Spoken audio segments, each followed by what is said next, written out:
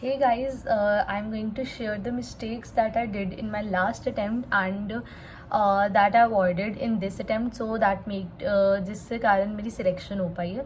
So first of all, as आपको आप सभी से आपने सुना होगा कि सभी बोलते हैं कि test are very important and that's very very true. Test को देना बहुत इंपॉर्टेंट है, उसको एनालाइज करना बहुत इंपॉर्टेंट है, बिकॉज जब आप टेस्ट देते हो तो आपको पता चलता है आपने क्या गलतियाँ की है. सभी पढ़ लेते हैं, लेकिन जब तक आप टेस्ट नहीं दोगे तब तक आपको नहीं पता चलेगा कि आपने क्या गलतियाँ की, आप कहाँ पे लैग कर रहे हो, कौन सा पार्ट आपका स्ट्रॉन्ग है, कौन सा आपका वीक है.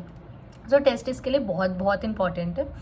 एंड आपको एक रेगुलर पीरियड के बाद टेस्ट देना एक बड़ा इंपॉर्टेंट पार्ट है. किसी अच्छे इंस्टीट्यूट का टेस्ट देना is very very important. And then उसके बाद टेस्ट देने के बाद उसको एनालाइज करना उससे भी ज़्यादा इंपॉर्टेंट पार्ट है. बिकॉज कई लोग क्या करते हैं कि टेस्ट दे देते हैं लेकिन उसको एनालाइज नहीं करते. और ये चीज़ें मैंने भी की थी अपने लास्ट अटैम्प्ट में.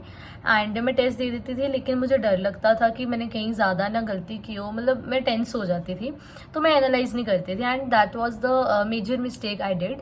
आपको टेस्ट को एनालाइज करना is most important part. Like test देने से भी ज़्यादा उसको एनालाइज करना is so important.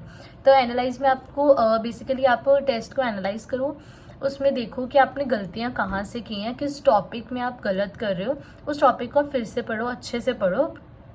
And in this way आप बहुत बेटर कर सकते हो, क्योंकि जब आपने देखा कि आपने कौन से टॉपिक में गलती कर रहे हो, आप उस पर इम्प्रूवमेंट ला रहे हो, उस टॉपिक को अच्छे से रिवाइज करो, उस पर फिर से क्वेश्चन प्रैक्टिस करो, तो आपको पता लग जाएगा कि आप कहाँ पे लैग कर रहे हो. एंड इन दिस वे आप नेक्स्ट टेस्ट में जब भी आपका होगा तो उसमें आप ये गलती फिर से नहीं करोगे. और इवन आप उसकी मिस्टेक नोटबुक लगा लीजिए, जहाँ पे जो भी आपने क्वेश्चन गलत किया तो या फिर जो आपने टॉपिक गलत किया तो उसको प्रैक्टिस किया और उसको एक अलग से नोटबुक लगा ली, उसमें लिख लिया, ताकि जब भी आपको बाद में रिवाइज करना हो आप डायरेक्ट उस नोटबुक से कर लो. And it would be very easy for you also. I want to suggest you all कि आप एक फॉर्मूला शीट बनाओ. एंड ये मैंने भी एक लास्ट अटैम्प्ट में अपनी नहीं बनाई थी और इस अटैम्प्ट में बनाई थी. एंड इसका बहुत फ़ायदा रहा है, बहुत ज़्यादा फ़ायदा, कि आपको फिजिक्स की एंड फिजिकल केमिस्ट्री की आपको बहुत इंपॉर्टेंट है कि आप फार्मूला शीट बनाओ. लाइक उसमें 1-2 पेजेस में आपके सारे फार्मूलाज, मतलब एक चैप्टर के अपने फार्मूलाज एक दो पेजेस में लिखे हों. उससे आपको बहुत आसानी रहती है कि आप बार बार रिवाइज कर सकते हो, बिकॉज आपको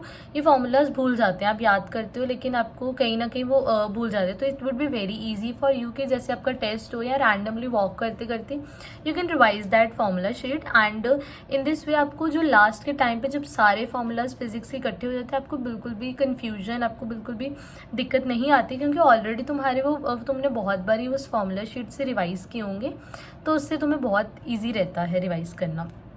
और मैंने ऑलरेडी आपको डायरी के बारे में तो बता ही दिया. जो मैं डायरी जो मेरी लास्ट वीडियो में आपने देखा होगा कि जिसमें मैं बता रही थी कि एक डायरी मैंने रखी थी जिसमें फार्मूला शीट मैंने बनी हुई थी, मतलब फिजिक्स की, फिजिकल केमिस्ट्री एंड इवन उन टॉपिक्स की जो मैं यूजुअली भूल जाती हूँ, और उनको उस डायरी को मैं I use to keep on revising from that diary. And वो काफ़ी सही रहा.